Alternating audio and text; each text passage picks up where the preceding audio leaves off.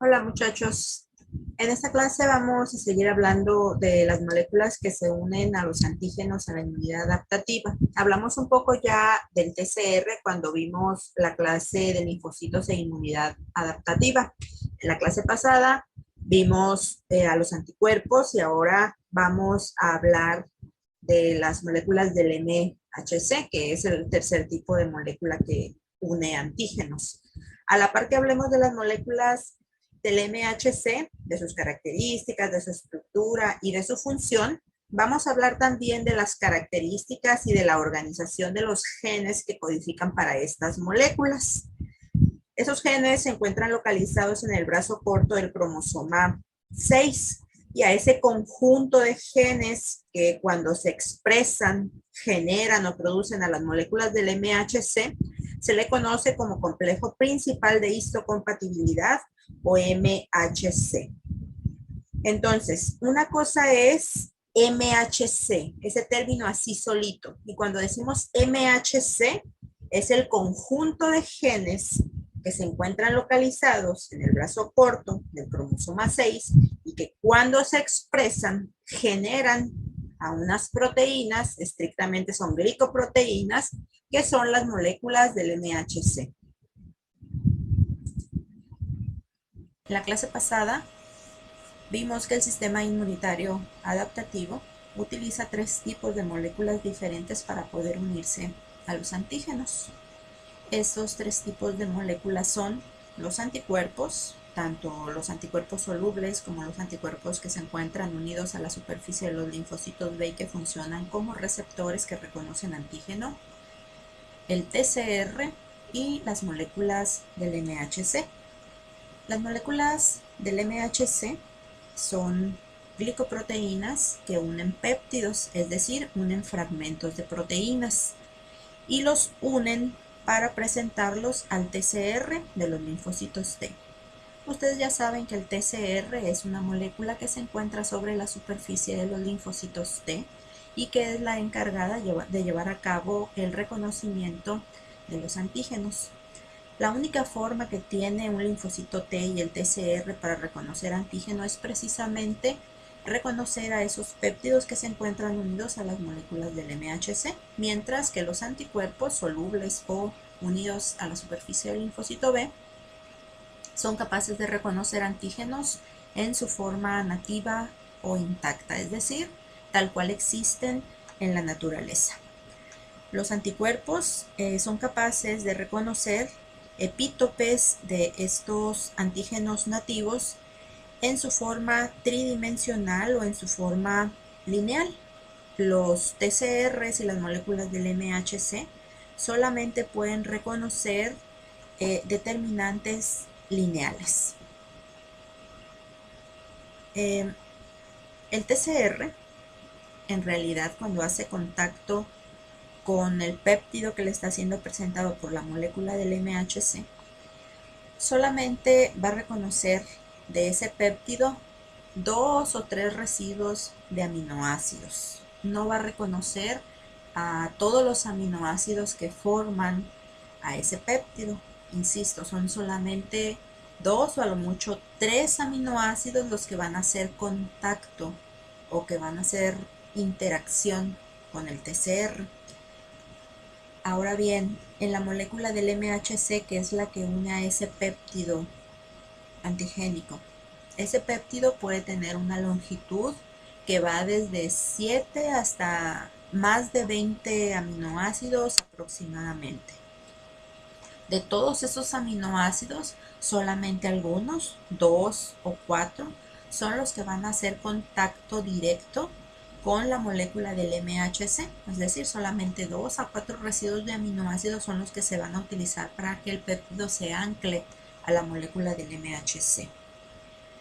En las tres moléculas, es decir, en los anticuerpos, el TCR y las moléculas del MHC, la fuerza de unión o la afinidad es muy alta.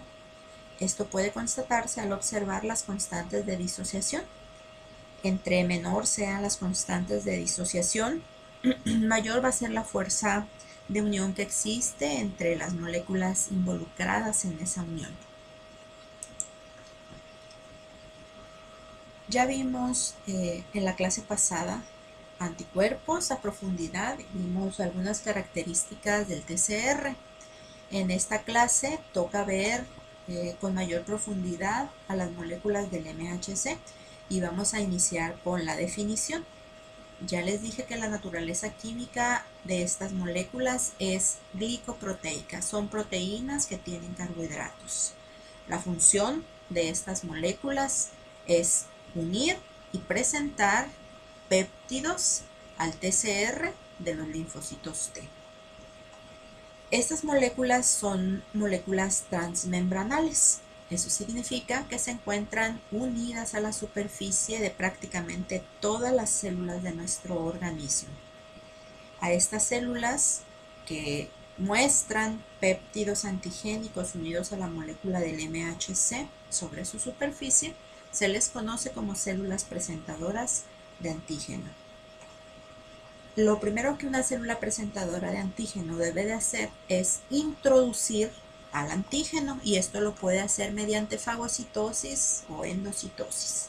Una vez que el antígeno se encuentra en el interior de la célula presentadora, este debe de ser procesado o fragmentado, y los fragmentos generados deben unirse a las moléculas del MHC en el interior de la célula presentadora.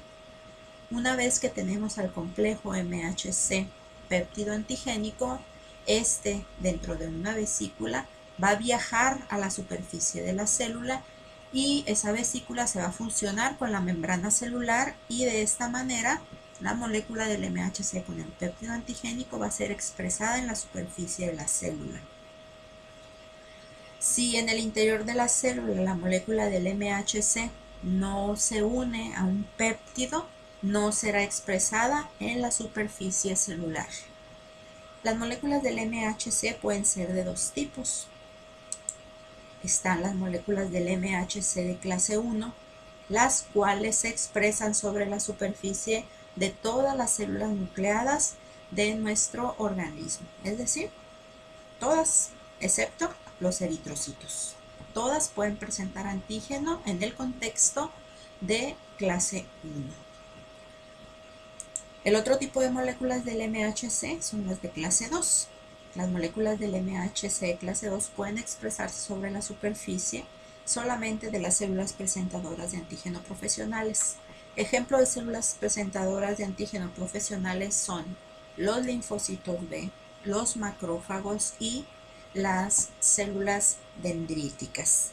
Estos tres tipos celulares, aparte de tener clase 1 porque son células con núcleo, también expresan moléculas del MHC de clase 2. Lo que las define como células presentadoras de antígeno profesionales es precisamente el que puedan presentar antígeno en el contexto de las moléculas del MHC de clase 2. Nosotros ya sabemos que la función del TCR es reconocer péptidos antigénicos unidos a las moléculas del MHC. La molécula del MHC está en verde, el péptido antigénico que está siendo presentado es el que está en café, y el TCR es el que está en color rojo. Ustedes pueden observar que solamente en este caso un residuo, que es el cuadrito que está aquí, un residuo de aminoácido de este péptido es el que está siendo reconocido por el TCR. Les dije que son 2, puede ser 1 o máximo 3 residuos de aminoácidos los que el TCR va a reconocer de manera directa. Aquí también pueden observar lo que les dije hace un momento, y eso es que solamente algunos residuos, algunos aminoácidos de ese péptido son los que se utilizan para que el péptido se ancle a estos pockets, a estos bolsillos de la molécula del MHC, y pueda ser presentado. Lo importante en esta imagen es que ustedes se percaten de que el TCR no solamente está interaccionando o está reconociendo al péptido antigénico. Ustedes pueden observar que algunos residuos polimórficos o variables de las moléculas del MHC también están siendo reconocidas por el TCR. Es decir, el TCR lleva a cabo un co-reconocimiento o un reconocimiento doble. Reconoce algunos residuos del péptido antigénico, pero también reconoce a la molécula del MHC que está uniendo y presentando a ese péptido antigénico. Hace un reconocimiento doble o un co-reconocimiento. En esta imagen podemos observar al TCR, que está en azul, reconociendo a un péptido antigénico, que en este caso se denomina X. El TCR es específico para el péptido X, que está unido a una molécula del MHC que también está siendo reconocida por el TCR. Si el mismo antígeno X para el cual el TCR es específico se presenta o se une en una molécula del MHC diferente, el reconocimiento no se va a llevar a cabo y el linfocito T no se va a activar. El reconocimiento por el TCR tampoco se llevará a cabo si la molécula del MHC es la adecuada, pero no así el péptido antigénico. Este TCR es específico para el péptido X y no para péptidos diferentes, como en este caso el péptido Y. Entonces, el reconocimiento, en este caso, no se lleva a cabo ni tampoco la activación de este linfocito T. A este hecho de que el TCR solamente sea capaz de reconocer una combinación de molécula del MHC, péptido antigénico, se le llama restricción por el MHC. Si el TCR reconociera al péptido antigénico solamente, pues cualquier molécula del MHC podría presentarlo, pero no es así. El reconocimiento del péptido antigénico por el TCR está restringido o limitado por la molécula del MHC que esté presentando a dicho péptido. Las moléculas del MHC fueron descubiertas en los años 40 por ser las moléculas responsables del rechazo de los trasplantes. La razón por la cual las moléculas del MHC estaban involucradas en el rechazo de los trasplantes era y es debido a que son polimórficas. Esto quiere decir que entre los miembros de una misma especie existen muchas moléculas del MHC que difieren en su secuencia de aminoácidos. Cabe resaltar que aunque tengan diferencias en las secuencias de aminoácidos, estas moléculas son funcional y estructuralmente idénticas. Pero al tener variaciones en su secuencia de aminoácidos, si la introduzco a un individuo, pues esa variación va a ser detectada por el sistema inmunológico y se va a generar una respuesta encaminada a eliminar lo que el sistema inmunológico está detectando como una amenaza, como algo extraño. Y pues eso finaliza o termina en un rechazo de ese órgano trasplantado. Evidentemente, en aquellos años ya se sabía que la función de esas moléculas no podía ser que fueran reconocidas como extrañas y que se generara una respuesta inmunológica que desencadenara en el rechazo del injerto trasplantado. ¿Por qué? Pues porque el trasplante no es algo que suceda de manera natural. Tuvieron que pasar 30 años, es decir, en la década de los 70, para que se demostrara que los fragmentos antigénicos que se presentan a los linfocitos T se encuentran unidos a unas moléculas glicoproteicas que en aquel momento se denominaron moléculas del MHC. MHC significa complejo principal de histocompatibilidad. Entonces, estas moléculas estaban involucradas en la compatibilidad entre los tejidos. Los experimentos iniciales que se realizaron y que llegaron a descubrir la implicación de estas moléculas en el rechazo de trasplantes fueron realizados por George Snell. Snell recibió el premio Nobel por esas contribuciones en 1980 y los experimentos que realizó fueron trasplantes cutáneos realizados en modelos murinos. Él observó que cuando se realizaba un trasplante de piel entre dos ratones que eran genéticamente diferentes en un lapso de aproximadamente 7 días, esa piel terminaba por necrosarse y desprenderse, es decir, era rechazada. Cuando los ratones donadores y receptores eran genéticamente idénticos, esa reacción de rechazo no se presentaba. Los genes estaban involucrados en el rechazo a los trasplantes. El paso siguiente era encontrar cuáles eran esos genes y para eso se utilizaron ratones congénicos. Los ratones congénicos son ratones que son idénticos en todos sus genes excepto en un gen. Entonces vamos a suponer que tenían ratones que eran congénicos o diferentes en el gen número 1. Realizaban el trasplante y observaban el resultado. Si se observaba que el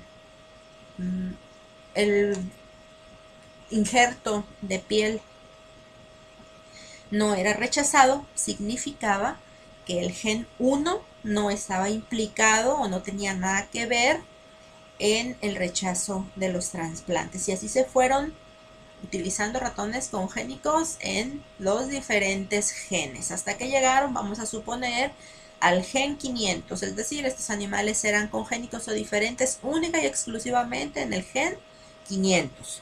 Realizaron el trasplante y observaron el resultado. Y el resultado fue que había un rechazo.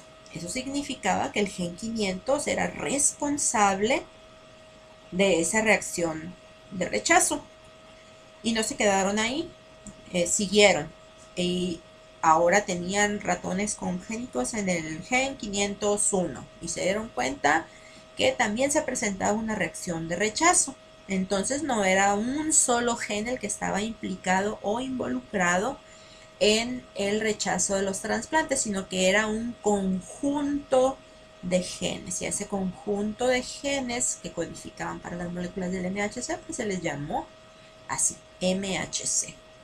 Específicamente al MHC murino o al MHC de los ratones se le denomina H2. La palabra MHC deriva del inglés Major Histocompatibility Complex, por lo que algunas veces se traduce como complejo mayor de histocompatibilidad. Esto es incorrecto. La traducción correcta es complejo principal de histocompatibilidad. MHC es un nombre genérico. Eso quiere decir que cada especie recibe un nombre particular. Por ejemplo, en el caso de los ratones, ya les dije que el MHC se denomina H2. En el caso, por ejemplo, de la rata, el MHC se denomina RAT1. En el caso de los bovinos se denomina bola, que significa antígeno leucocitario bovino. Y en el caso de los humanos, al MHC se le denomina HLA, que significa antígeno leucocitario humano. Y ya vimos que hay dos tipos de MHC o HLA, el 1 y el 2.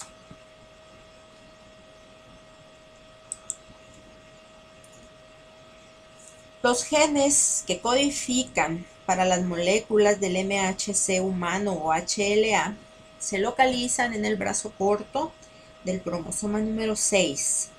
Estos genes tienen 3 características muy importantes que los distinguen de otros genes. Número 1, son altamente polimórficos. De hecho, estos genes del MHC son los más polimórficos del genoma. ¿Qué quiere decir esto? Que existen múltiples variantes alélicas del mismo gen y por eso las proteínas que producen estos genes son diferentes en su secuencia de aminoácidos, a pesar de que, como ya les dije, la función y la estructura de esas moléculas del MHC es exactamente la misma. Otra característica importante es que la expresión de estos genes del MHC es codominante. Esto quiere decir que tanto los genes que heredamos de mamá como los que heredamos de papá van a ser expresados sobre las superficies de las células. Aquí no hay genes recesivos ni genes dominantes, sino que codominan. Ambos dominan y se expresan. La tercera característica de los genes del MHC es la poligenia, lo cual nos indica que existen varios genes y estos varios genes codifican para proteínas que son funcional y estructuralmente idénticas. Aquí observamos la organización de los genes del MHC. Como ya les dije, se encuentran en el cromosoma número 6, específicamente en el brazo corto de este cromosoma. Aquí observamos el centrómero y a los extremos del cromosoma, ustedes ya saben que están los telómeros. Específicamente, los genes del HLA o del MHC humano se localizan en esta región que está aquí del brazo corto. Esa región se denomina 6 porque es el cromosoma 6, P de petit, que significa que están en el brazo corto del cromosoma 6 y en la región 21.31. Ahí es donde se encuentran los genes del MHC. La región del MHC, como ustedes pueden observar, ya acá viéndolo a gran escala, se subdivide en 3 regiones. La región más cercana al telómero es la región de clase 1. La región más cercana al centrómero es la región de clase 2. Y en medio de la región de clase 1 y de clase 2 se encuentra la región de clase 3.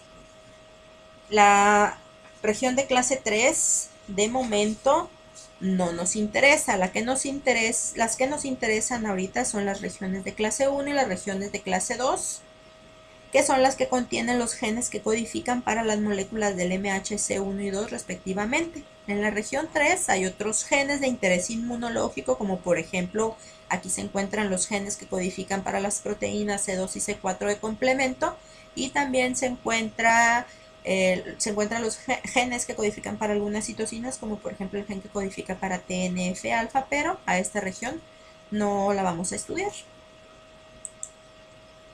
Aquí tenemos nuevamente la organización genética del MHC. Observamos solamente ya a la región de clase 1 y a la región de clase 2. En la región de clase 1 observamos que hay 3 locus, recordando que un locus es el lugar específico del cromosoma donde está localizado un gen. Esos 3 locus se denominan HLA-A, HLA-B y HLA-C. Y cada locus contiene un gen. Esos genes se denominan genes A, ya que codifican para una cadena polipeptídica conocida como cadena alfa, y esa cadena alfa forma parte de la molécula del MHC de clase 1. En la región de clase 2 hay 3 loci. Loci es el plural de locus y decimos loci porque podemos observar que en cada loci HLA de P, HLA de Q y HLA de R existe más de un gen. El loci HLA de P posee un gen A y un gen B.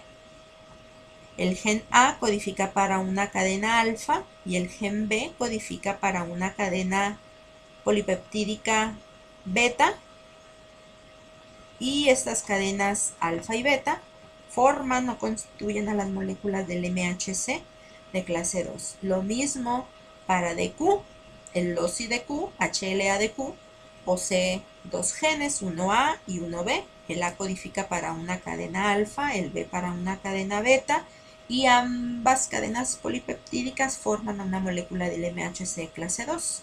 En el caso del LOCI HLA-DR tenemos un gen extra B. Entonces dijimos, en los locus HLA-A, HLA-B y HLA-C, hay un gen A que codifica para una cadena alfa, y esa cadena alfa forma parte de las moléculas del MHC de clase 1. Aquí vemos la estructura de esa cadena alfa que constituye o forma parte de las moléculas del MHC de clase 1. Esta cadena alfa o subunidad alfa tiene un peso molecular aproximado de 44 kilodaltones. Tiene un segmento transmembranar gracias al cual se encuentra anclada unida a la superficie de la célula. Tiene una pequeña cola intracitoplasmática carboxilo terminal que, debido a su longitud, es incapaz de traducir señales al núcleo de la célula. La cadena alfa tiene 3 dominios que se enumeran a partir del extremo amino terminal, de tal manera que el dominio más cercano a este extremo amino terminal se denomina alfa 1, luego está alfa 2 y alfa 3. Alfa 3 es el dominio más cercano a la superficie celular y es un dominio tipo inmunoglobulina, es decir, es un dominio que tiene una estructura globular que está formada por dos láminas de hoja beta plegadas antiparalelas y que se encuentran unidas por un puente disulfuro. Los dominios alfa 1 y alfa 2 forman un surco que va a ser el sitio al cual va a ir unido el péptido que va a ser presentado. Las moléculas del MHC clase 1 son heterodiméricas, lo cual significa que están formadas por dos cadenas polipeptídicas diferentes. La cadena alfa es una de esas cadenas polipeptídicas. La otra cadena polipeptídica que forma las moléculas del MHC clase 1 se denomina beta 2 microglobulina. La beta 2 microglobulina es una cadena polipeptídica que tiene un peso molecular aproximado de 12 kilodaltones. Es una cadena polipeptídica que está formada por un solo dominio de tipo inmunoglobulina también. Esta no se encuentra anclada a la superficie de la célula, se encuentra interaccionando de forma no covalente con la cadena alfa y le da estabilidad. Esta cadena polipeptídica no se encuentra codificada por genes del MHC, ni siquiera el gen que la codifica se encuentra en el cromosoma 6. El gen que la codifica se encuentra en el cromosoma número 15. La función entonces de la beta 2 microglobulina es estabilizadora y se dice que la cadena alfa es la cadena funcional. ¿Por qué? Porque dos de sus dominios van a formar el sitio al cual va a ir unido el péptido que va a ser presentado. Las moléculas del MHC clase 2 también son heterodiméricas, es decir, están formadas por dos cadenas polipeptídicas diferentes que se denominan cadena alfa y cadena beta. En este caso, ambas cadenas polipeptídicas se encuentran codificadas por genes que se encuentran en la región del MHC. La cadena alfa tiene un peso aproximado de 34 kilodaltones y la beta de 32. Ambas cadenas polipeptídicas se encuentran ancladas a la membrana de la célula porque tienen un dominio transmembrana. También tienen una cola citosólica corta que tampoco puede traducir señales al núcleo de la célula.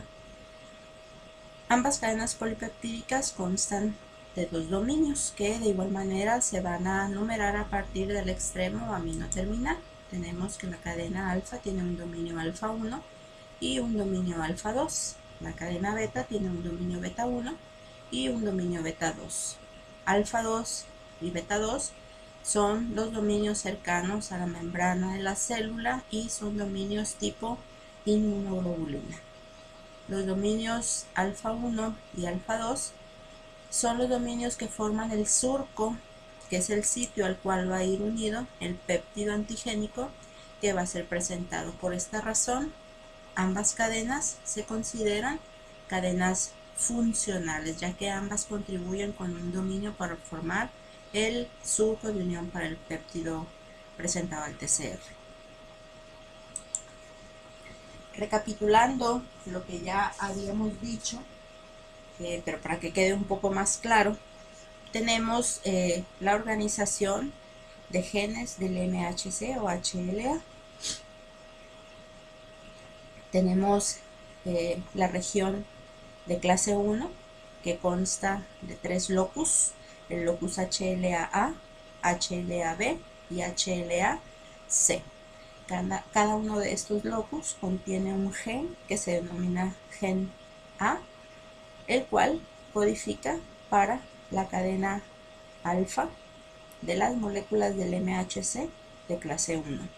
El gen que codifica para la otra cadena polipeptídica que conforma a las moléculas del MHC de clase 1 no se encuentra en esta región, se encuentra de hecho en un cromosoma diferente, el cromosoma 6. Aquí mucho ojo porque puede prestarse a confusión que haya tres genes A. Pudiéramos pensar que este gen codifica para este dominio, que este otro codifica para este dominio y que este otro codifica para el dominio alfa 3, pero eso no es así. Un gen A codifica para toda la cadena polipeptídica alfa completa. Este de igual manera codifica para una cadena alfa completa y este de igual manera. En la región de clase 2 tenemos tres loci que son HLA-DP, DQ y DR. Cada uno de estos loci contiene genes A y genes B que codifican el gen A para la cadena polipeptídica alfa y el gen B para una cadena polipeptídica beta.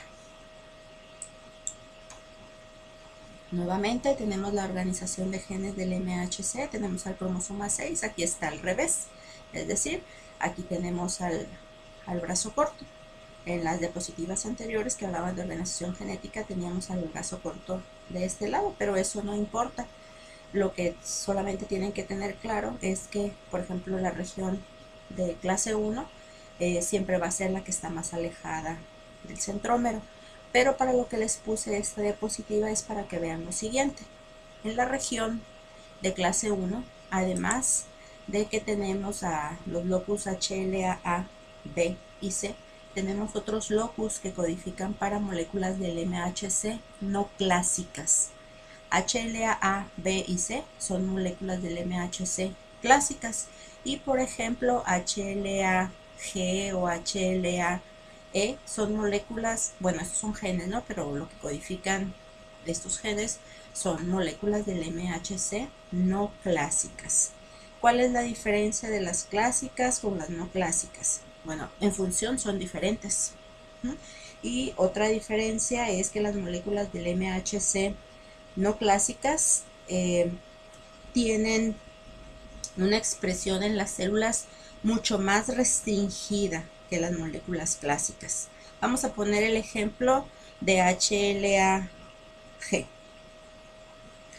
HLA-G es una molécula del MHC no clásica que se expresa en la membrana torofoblástica, que es la que rodea la placenta, y la función de HLA-G es o tiene que ver con proteger al feto para que éste no sea rechazado. En la región de clase 2, además de que observamos los locus que codifican para las moléculas del MHC o del HLA clásicas, HLA-DR, DP y DQ, observamos otros otros genes. Por ejemplo, hay genes que están involucrados en el procesamiento y en la presentación del antígeno. Y aquí tenemos la región de clase 3, que como ya les había mencionado, tenía algunos genes que codificaban para citocinas como el TNF-alfa y algunos otros genes que codificaban para proteínas de complemento.